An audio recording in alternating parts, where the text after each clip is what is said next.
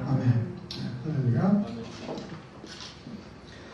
네, 오늘은 이제 에스겔서 2장 1절에서 7절 말씀을 우리가 교독을 했어요. 1장에서는 이제 내 생물이 하나님께서 내 생물로 이제 선지자에게 보여주셨죠. 하나님께서 보여주시고 2장에서 하나님께서 말씀을 하시면서 그 가는 길이 어떠하다라는 것을 지금 말씀을 하시는데 가시와 찔레와 전갈과 같다 이겁니다. 그러니까 엄청난 고통과 핍박과 이제 심지어는 죽임당하는 일까지 이제 앞으로 있을 것을 하나님께서 아시고서 하나님께서 그 환상 가운데 그 이상을 보여주신 거예요. 그러니까 그와 같은 확신이 있어야 다가오는 환난과 또는 죽이는 권세에 굴하지 아니하고 넉넉히 이길 수가 있다는 얘기고, 그래서 지금 하나님께서 이 장에서 이상을 보여주신 거예요. 그러면은 이와 같은 바벨론 포로 생활이 포로로 지금 잡혀가서 있잖아요. 그럼 바벨론의 포로 생활이 영적으로는 오늘날 교회들과 똑같은 겁니다. 영적으로는 바벨 사상이 이미 다 포로가 되어져 있어서 그와 같이 세속적이고 인본적인 말들로 살아가고 있고 바벨 사상의 포로가 되어져 있는데, 그들에게 참된 진리를 증거한다는 것이 또 그와 같은 것이, 그럼 오늘날 우리들도 어떻게 해야 되는가? 그런 하나님의 이상과 같은 확신이 우리들에게도 임해야 되는 거예요. 그래야 그들한테 말씀을 증거하고, 때로는 가시와 찔레같이 찔른다 할지라도 그런 것에 개의치 아니하고, 또 전갈과 같은 쏘는 고통이 있다 할지라도 넉넉히 이겨나갈 수가 있다 이겁니다. 그런 게 있지 아니하면은 나가서 하나님의 말씀을 전하지를 못하는 거예요. 가만히 있으면 아무도 안 찔러요. 그렇죠? 아무 소리 안 하고 가만히 있으면 안 찔러요. 가시와 찔레 가운데 있다는 거예요. 누가 가시와 찔레가 되는 거예요? 이스라엘 백성이 그러는 거예요. 그런데 조금만 움직이면 가시와 찔레가 막 계속 찔르는 거예요. 찔르다 못해 나중에는 전갈과 같은 고통까지도 주게 된다 이겁니다. 그러니까 하나님의 말씀을 전하면 어떻게 돼?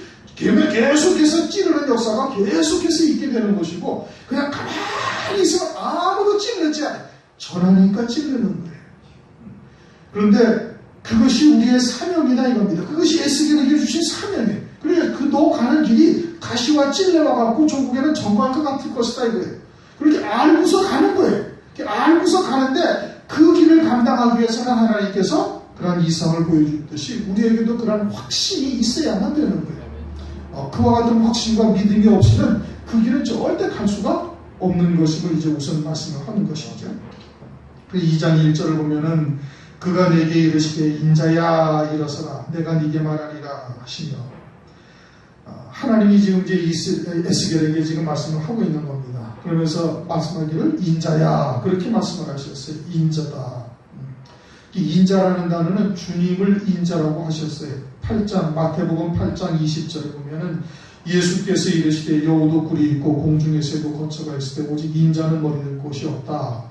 이 인자는 누굴 말하는 것? 예수님을 말하는 거예요. 마태복음 8장에서는 예수님을 말했는데 여기서는 인자야 한 게 누구를 말하는 거냐? 에스겔 선지자를 말하는 거예요. 그럼 에스겔 선지자에게 인자다 하고 인자야 하고 부르셨을 때 그 의미는 뭐냐면은 하나님의 아들로서 살아가고 있는 자라는 뜻이에요. 하나님의 아들을 인자라고 부르시잖아요. 마태복음 8장에서 주님을 인자라고 부르신단 말이에요. 그럼 여기도 인자라면은 이 사람도 그러면은 성자 하나님과 같은 하나님의 아들인가? 그런 것은 아니란 말이에요. 그런데도 인자라고 부르시는 것은 하나님의 아들로서 지금 살아가고 있는 거예요. 다시 말하면은 내가 산 것이 아니라 내 안에 그리스도께서 사시는 삶을 온전히 살아가고 있음을 이걸 인자라고 말씀하는 거예요. 그런데 인자라는 단어를 성경에 또 다른 곳에 쓰셨어요. 어디에 쓰셨냐면은 사무엘상 26장 19절에 사울을 따라서 다윗을 잡아 죽이려고 오는 그 군대에 있는 사람들을 갖다가 인자라고 그러셨어요. 그들은 사람으로 이 땅에 태어나서 세상에서 살다가 멸망될 자들을 또 인자라고 그러시는 거예요. 그러니 우리도 인자인데 어느 인자에 들어가냐 이겁니다. 사울의 군대처럼 세상에서 나서 세상을 쫓다가 멸망으로 끝날 인자냐? 아니면은 우리가 육신을 입고 이 땅에 보내심을 받아서 하나님의 아들로서 살아가는 인자에 들어갈 것이냐, 둘 중에 하나다. 인자가 둘 중에 하나인 거예요. 다 같은 인자인데 둘 중에 하나인 거예요. 성자 하나님은 하나님이 육신을 입고 오셨으니까 당연히 인자시고, 그러면 너희는 하나님의 아들로서 살아가는 자냐, 아니면 세상에서 나서 세상 것을 쫓다가 멸망할 인자냐, 그것을 지금 보라, 그런 뜻으로 말씀하시는 겁니다. 그런데 에스겔은 어떠한 선지자예요? 하나님의 아들로서 사는 인자인 거예요. 인자야, 일어서라. 일어서라라는 것은 이제 하나님의 뜻을 쫓아 네가 주님과 함께 일하는 자가 됐다라는 뜻인 겁니다. 요한계시록에서도 흰 옷을 입고 나와 함께 다니는 자를 말씀하고 있죠. 이미 이제 순교의 신앙에 이르렀고, 그리고서는 오실 주님을 위하여 그 앞길을 예비하는 자가 흰 옷을 입고 나와 함께 다니는 자가 되는 것이고, 여기서도 일어서라는 것은 그와 같은 자리에 설 것을 지금 하나님께서 말씀하시는 거예요. 그러면서 내가 네게 말하리라. 누가 말씀하시는 거예요? 하나님이 말씀하시는 거예요. 그러니까 하나님의 말씀으로 그대로 다 들어야 되는 거예요. 오늘날은 이렇게 하나님께서 말씀하지는 않으셔요. 그렇죠? 오늘날 뭐 환상 가운데, 이상 가운데, 또는 꿈속에서 하나님이 나타나셔가지고 이런 그룹으로 하나님께서 막 보이시면서 하나님께서 계시를 하십니까? 그렇지는 않단 말이에요. 오늘날은 성령으로 기록된 하나님의 말씀을 통해서 우리에게 말씀을 하시는데, 그 말씀을 어떻게 들어야 되는가? 하나님이 내게 하시는 음성으로 들을 수 있어야 되는 거예요. 그래서 이제 히브리서 8장 10절에도 보면 성령께서 그 마음에 새기신다는 말씀이, 그리고는 요한복음 14장에도 보면은 생각나게 하시고 그 말씀으로 우리를 이끌어 가시는 은혜를 베풀어 주신다는 거예요. 그러니까 성령께서 우리의 마음 가운데 새기진 말씀으로 생각나게 해서 내 생각이나 내 의지나 이런 것을 내려놓게 만드시는 것이죠. 그게 내려놓지 아니하니까 이제 자꾸 이제 여러 가지 연단의 과정, 광야 그 40년 길을 걸어가게 하시는 것이고, 그 말씀에 붙잡혀 사는 자가 되어지면 그게 인자인 거예요. 하나님의 말씀으로 듣고 그 말씀에 붙잡혀 사는 자가 되어지면 그것이 인자가 되는 것이죠. 그래서 일어서라, 내가 네게 말하리라 말씀하실 때 그 신이 내게 임하서, 어떤 신이 임하신 거예요? 1장에서 보여주신 내 생물, 그 가운데 신이 있어요. 그렇죠? 내 생물 가운데 하나님의 신이 있으면서 하나님이 가고자 하시면은 얼굴도 돌리지 않냐고 그 방향으로 곧장 간다. 그렇게 지금 1장에서 쭉 설명을 했잖아요. 그 신이 임한 거예요. 그럼 하나님의 말씀을 들을 때 성령이 임하셔서, 하나님의 신이 임하셔서 그 말씀을 하나님의 음성으로 듣게 하시는 거예요. 그 주의 종이 성령의 감화 감동으로 하나님의 말씀을 증거할 때 그 말씀을 여러분 내 안에 계시는 성령께서 하나님의 음성으로 듣게 하시는 거예요. 하나님의 음성으로 받는 것이죠. 그래서 누가 계셔서? 그 신이 내게 함께 계셔가지고, 성령이 함께 계셔서, 그래서 나를 일으켜 세우시기로 내가 그 말씀하시는 자의 소리를 들으니 내게 이르시되, 인자야, 내가 너를 이스라엘 자손 곧 패역한 백성 나를 배반하는 자에게 보내노라. 그들과 그 열조가 내게 범죄하여 오늘날까지 일어났나니.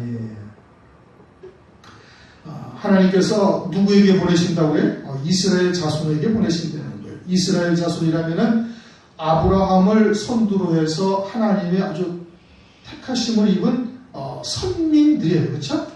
그들에게 하나님께서 보내시는 거예요. 누구를? 에스겔 선지자를 갖다가.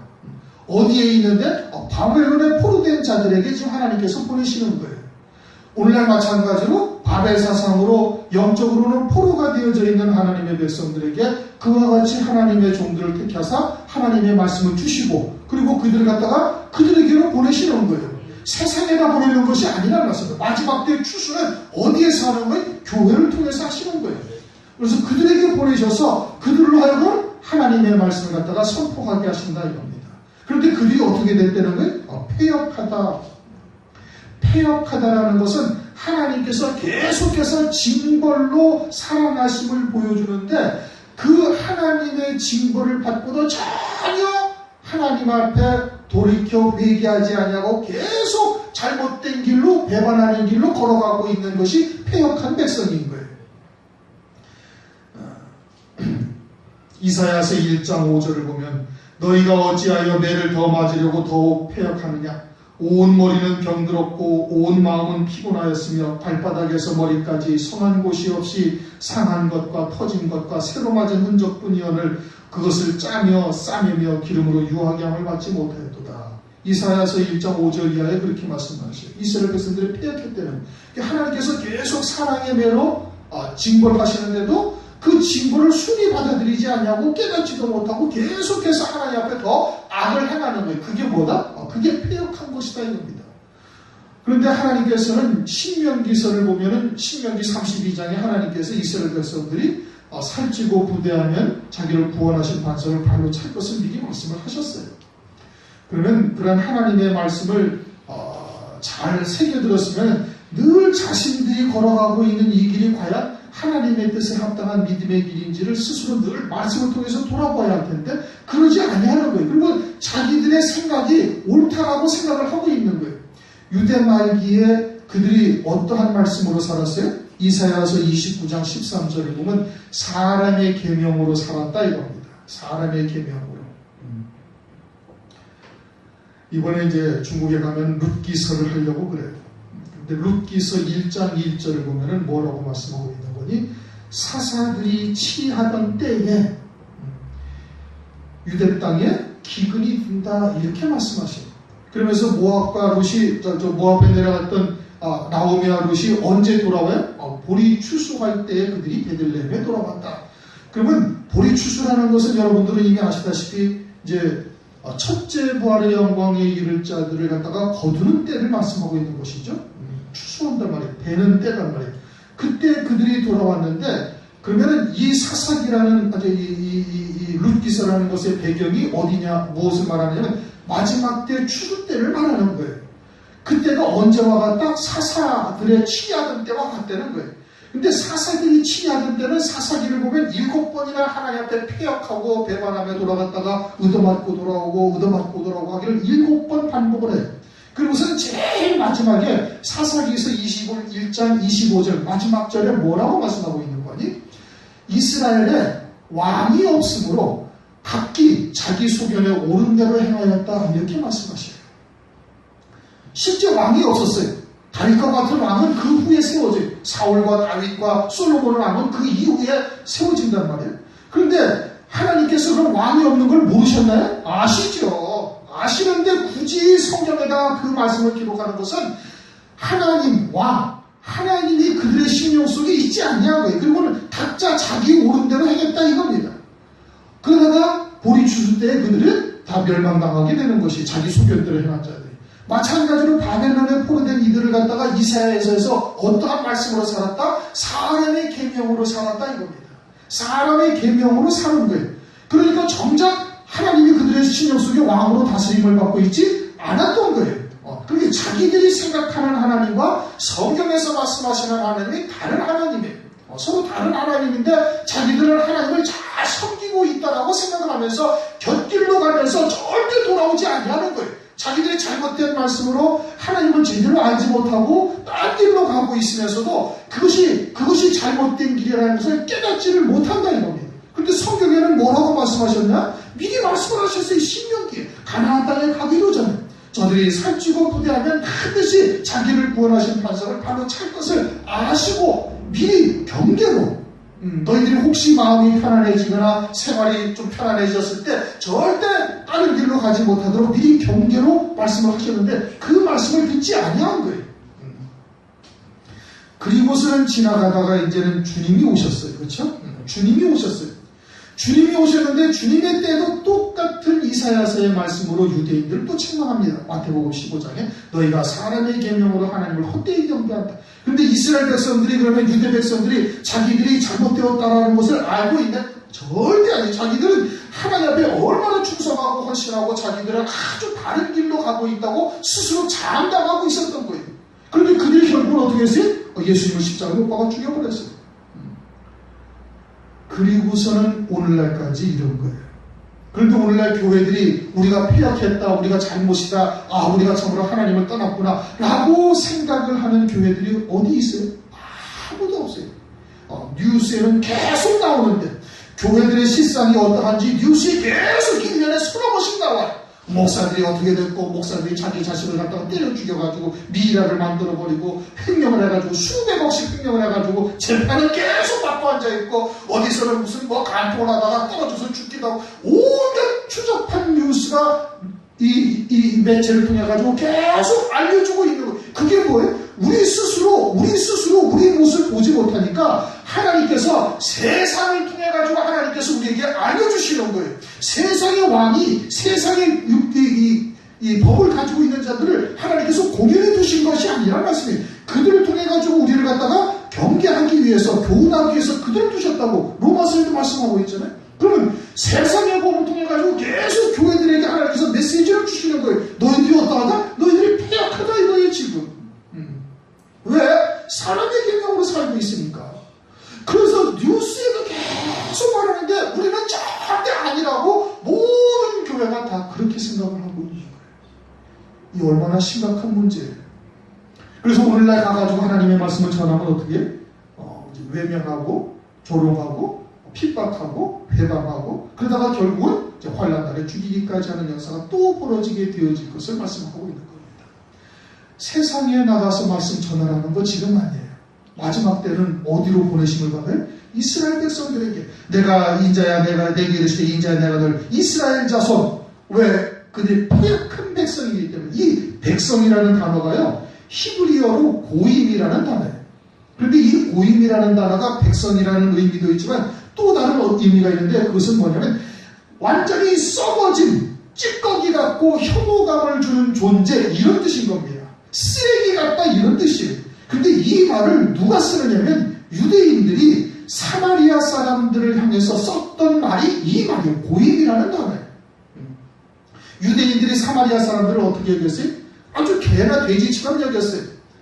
이스라엘, 북쪽 이스라엘 백성들이 돼가지고서는 아수르 족속이 멸망당했을 때 아수르가 바벨론에 가서 신들을 가지고 와가지고는 그 다 혼잡된 신앙으로 살고 있어가지고 이스라엘 백성들은 저들을 갖다가 사마리아 사람이라고 하면 그것은 완전히 아예 이방인보다도 더 못한 존재로 여긴 거예요. 쓰레기처럼 여겼다 이겁니다. 찌꺼기처럼, 만물의 찌꺼기처럼 여겼어요. 그러면서 그렇게 쓰던 단어가 고임이라는 단어인데, 그 단어를 누가 쓰고 계셔요? 하나님이 이스라엘 백성들에게 쓰고 계시는 거예요. 폐역한 백성. 얼마나 하나님께서 아주 그냥 친절히 쳐지면 이러한 단어를 쓰셔가지고 유대인들을 책망을 하시겠느냐 이거죠.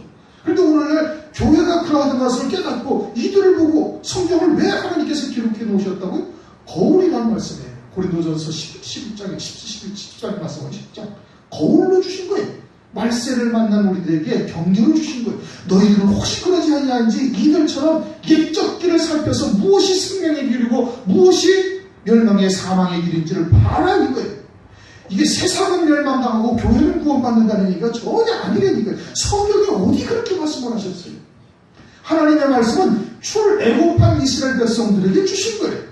그러니 너희들이 혹시라도 이와 같은 멸망의 길을 걸어가고 있는지 아닌지를 봐라. 이것을 지금 말씀하고 있는데, 사사기 때도 유대인들은 자기들을 아니라고 그랬고, 멸망당한 유대인들도 자기들은 절대 그렇지 않다고 생각을 하고 장담을 하고 있다가 멸망당했고, 예수님 당시에도 사람의 계명으로 살고 있으면서 우리가 우리 조상의 때에 있었으면 우리는 선지자들을 갖다가 죽이는 일에 절대 참여하지 아니했을 것이나 하고서는 누구를 죽였어요? 예수님을 십자가에다 못 박아 죽여버렸어요.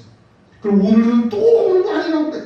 오늘날 교회들이 전부 다 이와 같은 것을 거울로 삼고, 혹시 우리가 그러한지, 우리에게 그러한 요소는 있지 아니한지, 과연 사람의 계명이 무엇인지, 왜 그들이 하나님 주님으로부터 이렇게 책망을 당하고 멸망을 받았는지 성경을 가지고 상고해 봅니까? 안 한다는 말씀이에요. 그러면서 스스로는 다 우리는 절대 아니라고 장담하고 있는 거예요. 하나님의 말씀을 잘못 보고 있다 이겁니다. 그러한 하나님의 백성들에게 지금 에스겔 선지자를 하나님께서 보시는 거예요. 지난 시간에 1장을 강구할 때도 우리가 서두에도 얘기했지만 결국은 에스겔 선지자가 누구한테 맞아 죽어요? 유대인들한테 맞아 죽어요. 포로된 유대인들한테 너무 아주 그냥 적나라하게 그들의 죄를 드러내니까 그걸 듣고 회개할 마음은 생기지 아니하고 도리어 어떻게 자기들의 치부를 들춰내고 있으니까 그냥 쳐서 아주 머리가 터져가지고 뇌수가 흘러나와서 순교한 선지자가 에스겔 선지자인 겁니다. 포로들한테 맞아 죽은 거예요. 그 패역한 백성 나를 배반하는 자에게 보내라. 그들의 열조가 내게 범죄하여 그들의 열조가 범죄했다? 이미 말씀드렸던 것처럼 아예 그냥 아브라함으로 택하심을 입은 이후로부터 사사기로 광야교회로부터 시작해가지고 사사들의 시대에도 그렇고 여러분들의 시대에도 그렇고 포로가 돼가지고 돌아와서도 또 주님이 오셨는데도 또 그런 거예요. 계속해서 배반한 거예요. 이거는 스데반 집사가 사도행전 7장에도 말한 거예요. 너희가 어느 때 선지자들을 핍박지 아니하였으며 의인이 오시리라 하고 예고한 자들을 언제 너희들이 죽이지 아니하였느냐? 그리고서 또 의인이 오시니까 너희들이 그 의인까지 죽였다. 그렇게 말씀을 하고 있죠. 사도행전 7장 51절 52절 그렇게 지금 말씀을 하고 있습니다. 그러니 그 열조가 어떻게 해서 계속해서 배반하며 범죄하여 오늘날까지 이르렀다라는 것은 이 당시에 오늘날을 말하지만은 사실은 영적으로 오늘 우리에게 주시는 말씀이에요. 오늘날까지 교회가 이렇게 되었다라는 것입니다. 신명기 29장에 말씀하시죠. 이것은 광야에서 연대들보다 먼저 죽었던 그들과 약속하신 것이 아니라 오늘 여기 있는 너희들과 하나님께서 약속하신 것이고 너희들에게 주시는 말씀이다. 성경도 오늘 우리에게 주시는 말씀이에요. 오늘날 우리가 교회들의 실상을 그렇게 봐야 된다. 4절 이 자손은 얼굴이 뻔뻔하다라는 것은 죄를 짓고도 전혀 무감각한 게 뻔뻔이에요. 그러니 자신들은 사람의 계명으로 살고 있으면서 곁길로 가고 하나님을 떠난 우상을 섬기는 삶을 살고 있는데 자기들은 하나님을 잘 섬기고 있다라고 생각을 하고 있는 거예요. 그게 뻔뻔한 거예요. 금송아지를 섬기면서도 자기는 금송아지 섬기는 거 아니다. 종의 신앙으로 아직도 율법 아래 살고 있으면서도 우리는 복음 안에서 살고 있다. 이렇게 생각을 하고 있는 거예요. 그러면서 계속해서 하나님의 선제들 갖다가 대적하는 것이 마음이 강팍하다는 것은 바로한테 하나님께서 쓰신 단어예요. 그렇죠?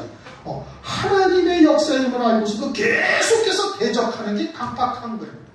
오늘날 그렇잖아요. 진리가 무엇인지 복음이 무엇인지 증거하면 귀를 기울여 과연 성경이 그러한지 하나님의 말씀이 그러한지 보려고 하지 아니하는 거예요. 보려고 하지 아니하고 어떻게 도리어 대적하는 거예요. 마치 바로가 이스라엘을 갖다가 하나님을 대적했던 것과 똑같은 역사가 오늘날도 벌어진다 이겁니다. 내가 너를 그들에게 보내느니 너는 그들에게 이르기를 주 여호와의 말씀이 이러하시다 하라. 주 여호와 말씀이 이러하시다 하라. 그대로 전해야 된다 이겁니다. 그대로 전해야 되는 거예요. 주님이 내게 주신 말씀을 그대로 전하는 거예요. 마치 열왕기상 22장에 미가야 선지자가 여호와 하나님께서 내게 주신 말씀을 나는 그대로 전하리라 이거예요. 그렇게 전해야 되는 거예요. 또 한 가지는 그렇게 전하는데 한 가지 우리가 주의해야 할 게 있어요. 요나서를 보면 요나가 하나님의 말씀을 갖다가 니느웨 성에 가서 전해라 하니까 아이 싫어요 하고 다시 스스로 도망가다가 코 껴서 붙잡혀가지고 와요. 그쵸? 그래가지고 전해. 그런데 니느웨 성이 며칠 길이다? 사흘길이다. 사흘길인데 사흘길을 다 돌지 않고 하루만 딱 돌고 끝내버려요. 그것도 그냥 건성건성 들으려면 듣고 말려면 말고 돌이키려면 돌이키고 하나님께서 내가 보내셨으니까 어쩔 수 없이 내가 하나님의 말씀을 너희들한테 전하지만은 근데 속으로는 뭐예요? 너희들 하나님한테 당해서 막 그냥 망했으면 좋겠다 하는 심정으로 가서 전하는 거예요. 그거는 하나님의 말씀을 전하는 자의 태도가 아닙니다.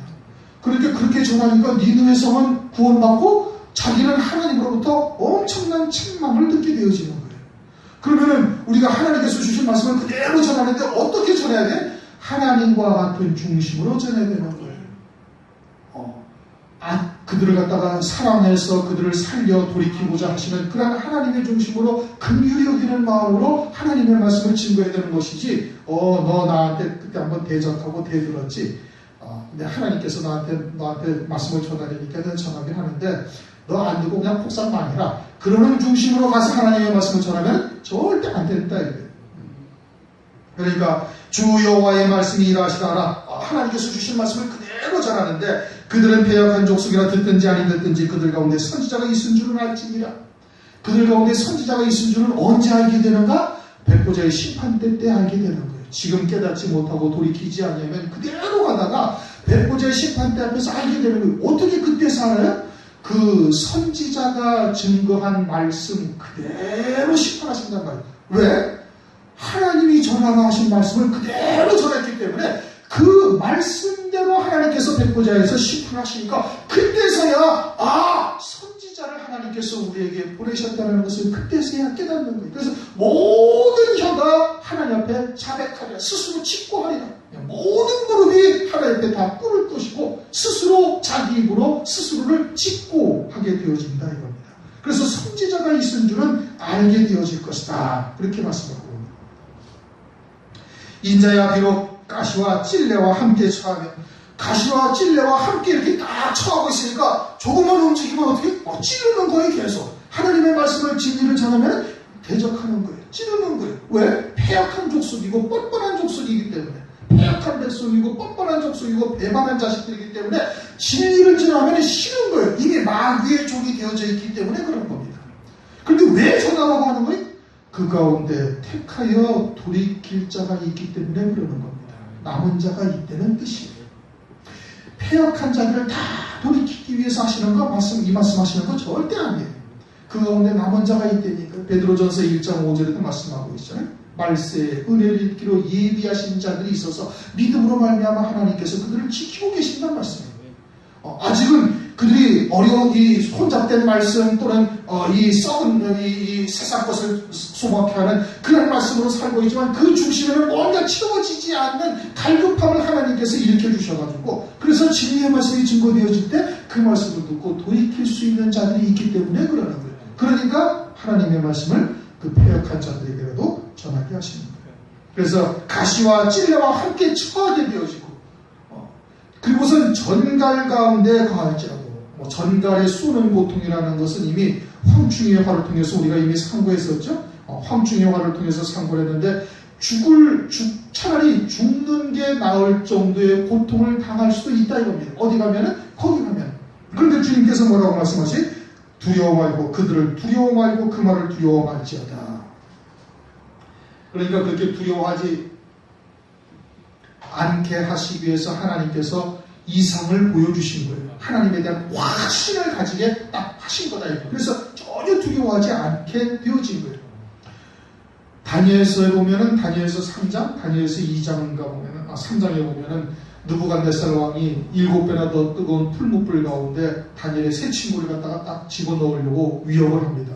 지금 가서 또 근심상한테 전하면은 내가 안 넣어줄게. 그러니까 이 세 친구가 뭐라고 그래? 다니엘서 3장 17절 이하에, 만일 그럴 것이면 왕이여 우리 하나님이 우리를 긍휼히 타며 풀무 가운데서 능히 건지시겠고 왕의 손에서도 건져내시리라. 그리 아니하실지라도 왕이여 우리가 왕의 신들을 섬기지도 아니하고 왕의 세우신 금신상에게 절하지도 아니할 줄을 아옵소서. 지금 이 세 친구들 앞에는 7배나 더 뜨거운 풀무불로 확 타오르는 걸 지금 보고 있는 거예요. 거기다가 그 풀무불을 뜨겁게 하려고 막 앞에 다가가던 군 병사가 다 죽어버렸어요. 그러니 그게 얼마나 무서운 불인지를 보고 있는데도 눈도 하나 깜짝 안 하는 거예요. 하나님 우리를 반드시 건져내시겠고 혹시 그리하지 아니하실지라도 우리는 왕이 신상에게 전하지 않겠다. 왜 그래요? 이는 다니엘로부터 그렇게 구원하시는 하나님의 뜻이 무엇인지를 알고 있는 거예요. 그와 같은 풀무불이 우리로 하여금 첫째 벌의 영광 어린 양의 아내로 세우시려는 하나님의 사랑이라는 것을 확실히 깨닫고 있으니까 그와 같은 것을 전혀 두려워하지 아니하는 거다 이겁니다. 그러니까 에베소서 1장 17절에 지혜와 계시의 영을 받아서 하나님을 알아라는 거예요. 그래 하나님이 어떤 분이냐? 그분은 우리를 위해서 아주 어마어마한 성광과 부르심의 삶을 갖다 예비해 놓으시고 믿는 자들의 그것을 갖다가 이루시는 능력의 하나님이시다. 이것을 너희들이 깨달아 알라는 거예요. 요 시편 34편 8절에는 뭐라고 말씀하고 있는 거니?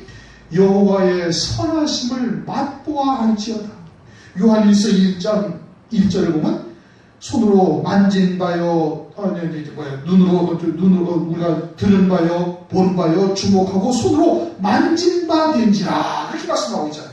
그러니 그와 같은 믿음의 자리에까지 이르게 되어지면은 다니엘의 세 친구와 같이 7배나 더 뜨거운 풀무불 가운데서도 두려워하지 아니하는 믿음의 큰 용사가 되는 거예요.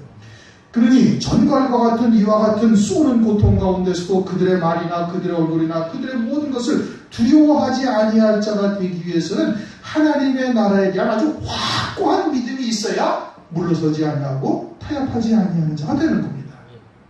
그래서 1장에서 그 환상을 하나님께서 보여주신 것이고 오늘날 우리들도 그와 같이 눈으로 본 바요 손으로 만진 바까지 되어져야 이와 같은 과정 가운데 흔들리거나 요동하지 않고 또는 의심하지 아니하고 끝까지 믿음으로 승리할 수 있음을 말씀하고 있는 겁니다. 그들을 두려워 알고 그 말들을 두려워할지어다 그들은 패역한 족속이라도 그 말을 두려워 말고 이렇게 얼마나 아주 그냥 미혹의 말을 할 뿐 아니라 때는 아주 그냥 협박의 말을 할 거예요. 그러니 그들의 말을 하나님께서는 전혀 두려워하지 말라 이겁니다. 전혀 두려워하지 말라. 누가복음 12장 4절 5절에 이렇게 말씀하고 있어요. 내가 내 친구 너희에게 말하노니 몸을 죽이고 그 후에는 능히 더 못하는 자들을 두려워 말라. 마땅히 두려워할 자가 너희에게 보이니 곧 죽인 후에 또한 지옥에 던져넣는 권세 있는 그를 두려워하라. 내가 참으로 너희에게 이르노니 그를 두려워하라. 마귀는 우리를 육신의 목숨밖에 거두지 못하는 거예요. 그러나 사실은 환난을 통해서 하나님께서 그렇게 행하시는 역사는 허용하신 것은 우리로 하여금 어린 양이 아니에요. 그리스도의 신부로 세우시려는 복을 주시려는 하나님의 사랑이다 이겁니다. 그런 하나님의 진리의 사랑을 깨닫고 있으면 두려워하지 아니하는 거예요. 요한일서 5장 18절 말씀하고 있잖아요. 사랑이 모든 두려움을 이겨나가게 하시는 거예요. 그런 하나님의 진리의 사랑 안에서 끝까지 승리할 수 있기를 바랍니다. 그러면서 패역한 족속이라도 그 말을 두려워하며 그 얼굴을 무서워할지어다 그들은 심히 패역한 자라 듣든지 아니 듣든지 너는 내 말로 고할지니라. 거기에 가면 뭐가 있어요? 가시와 찔레가 있고 전갈의 고통이 있어요. 그런데도 하나님께서 굳이 가서 전하라고 하시는 거예요. 가시와 찔레, 전갈의 고통을 주는 자들은 더 이상 돌이킬 수 없는 자들인 거예요. 그런데 굳이 가서 전하라는 이유는 그 가운데 살릴 자가 있기 때문에 그러는 것이죠. 에스겔서 33장을 한번 보시기 바랍니다. 에스겔서 33장 3절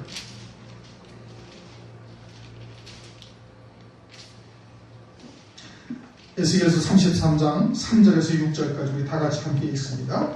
그 사람이 칼이 그 땅에 임함을 보고 나팔을 불어 백성에게 경고하되 나팔 소리를 듣고도 경계하지 아니하므로 그 임하는 칼에 재앙을 당하면 그 피가 자기 머리로 돌아갈 것이라.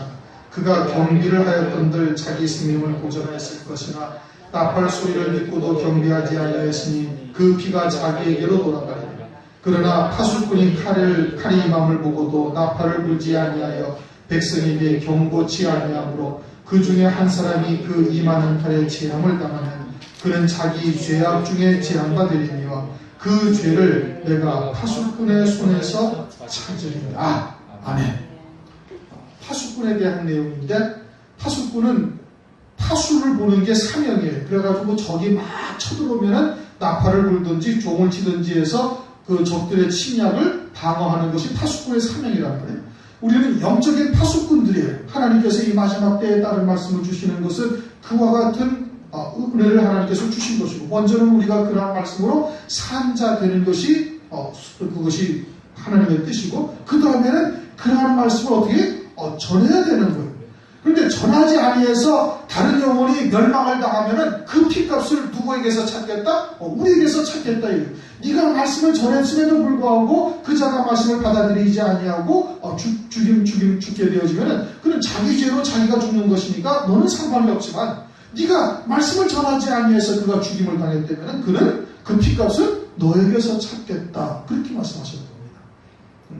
그러니까 우리가 그와 같은 하나님의 말씀을 전해야 되는 것이고 전하는 것은 그러한 말씀을 통해서 살릴 자가 아직은 남아있기 때문에 그러는 거예요. 그러나 그 길이라는 것은 가시와 찔레와 함께 처하는 것이요 전갈에 쏘는 고통이 다가올 것임을 말씀을 하고 있는데 그것을 어떻게 두려워하지 아니할 수가 있는가? 에스겔에게 환상을 보여주었던 것처럼 우리를 위해서 예비하신 영광이 어떠한지 그것을 손으로 만진 바까지 되어져야 이길 수가 있는 겁니다. 그렇게 먼저는 그러한 말씀으로 그러한 우리에게를 위하여 예비하신 영광이 이제는 들은 바요 본 바요 주목하고 손으로 만진 바까지 되어질 것을 위해서 하나님 앞에 구하셔야 되는 것이고 그 확신이 있어야 나가서 절대 흔들리거나 요동치지 아니하는 믿음의 용사가 되어지는 것을 말씀하고 있는 것이죠. 에스겔에게 미리 지금 말씀 다 해주시는 겁니다. 에스겔이 그걸 알고도 가는 거예요. 알고도 가는 거예요. 사도들도 어떻게 했어요? 사도들도 한번 볼까요? 사도행전 20장 한번 보십시오. 이미 다 아는 얘기지만 사도행전 20장 23절 24절 한번 보십시오. 22절부터 보시죠. 사도행전 20장 22절 24절 22절 시작. 보라, 이제 나는 심령의 매임을 받아 예루살렘으로 가는데 거기서 무슨 일을 만났는지 알지 못하노라. 오직 성령이 각 성에서 내게 증거하여 결박과 환난이 나를 기다린다 하시나 나의 달려갈 길과 주 예수께 받은 사명 곧 하나님의 은혜의 복음 증거하는 일을 마치려 하면은 나의 생명을 조금도 귀한 것으로 여기지 아니하노라. 아멘. 사도들도 다 알고 있는 거예요. 가면은 어떠한 일들이 벌어질지 알고 있어요. 사도 바울이. 그리고 그 이전에도 수도 없이 겪었어요. 뭐 고린도후서 1장을 보시면 알잖아요. 사형 선고를 받은 것과 같다. 고린도후서 11장에도 보면은 그냥 유대인들한테 40의 하나 가만매를 5번이나 맞고, 아주 무수히 맞고 그냥 핍박당하고 거의 죽을 지경까지 이런 일이 수도 없이 많이 있었던 거예요. 그런데도 그런 것을 전혀 개의치 아니하고 이 은혜의 복음을 전하는 일은 내 육신의 목숨도 조금도 귀한 것으로 여기지 아니한다 라고 하면서 가고 있어요. 무엇 때문에 이렇게 담대할 수가 있어요? 하나님이 나를 위해서 예비하신 영광이 무엇인지를 확실히 깨달았기 때문에 그러는 겁니다. 그리고 이 길이 그와 같은 영광을 이루시는 하나님의 뜻이라는 것을 알고 있는 거예요. 그 진리의 사랑이 무엇인지를 깨닫고 있으니까 거기에 전혀 두려움이 있지 아니하다 이겁니다. 장차 환난이 있어요. 두려운 일이죠. 육신적으로는 다 두려운 일. 그것이 아무것도 아니다 라고 생각한다면 그것은 잘못 알고 있는 거예요. 그건 스스로를 숨기는 거예요.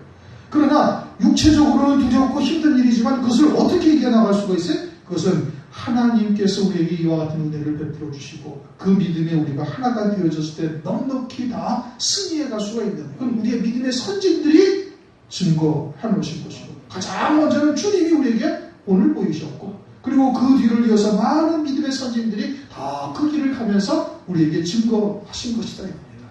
그러니 우리들도 그 길을 얼마든지 갈 수가 있는 거예요. 우선 우리가 그 믿음의 자리에 서야 되는 게 중요한 겁니다. 그것을 위해서 기도하셔야 되는 것이고 그리고 성령께서 우리에게 감동의 은혜를 베풀어 주실 때는 하나님의 말씀을 전할 수 있는 자 되시길 주님의 이름으로 축원합니다.